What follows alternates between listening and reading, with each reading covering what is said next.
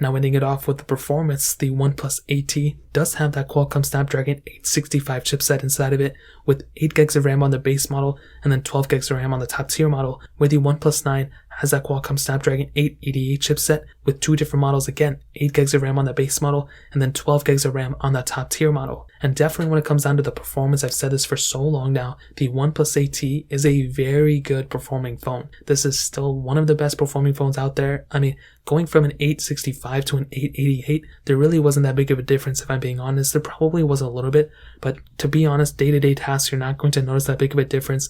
The 8T was very similar in performance-wise to a OnePlus 8. So I definitely wouldn't go from an 8 to an 8T because of the performance, but definitely when it comes down to it, the OnePlus 8T is still a very good, smooth, fast performing phone for sure. But when it comes down to the OnePlus 9's performance, this is a very good performing phone and it's probably better than the OnePlus 9. If you're looking at one phone over the other, you're not going to notice that big of a difference if I'm being honest. They both are going to be roughly around the same. They're going to be pretty much, day-to-day tasks are going to be awesome. So I've said this for a while, and when you get to this level, when you're comparing like a 9 and an 8T or a 7T versus an 8, you're getting pretty similar performance if I'm being honest. It's not until when you compare like a OnePlus 6 to a OnePlus 9, or you look at like a OnePlus, or like an iPhone 10 versus an iPhone 12, that's when you see those bigger differences. Other than that, both these phones have very similar performance, and as I mentioned before, I would not go from a OnePlus 8T to a OnePlus 9 because of the performance. There are other things to upgrade to. I would not upgrade because of the performance for sure. So in terms of that covers up the performance segment.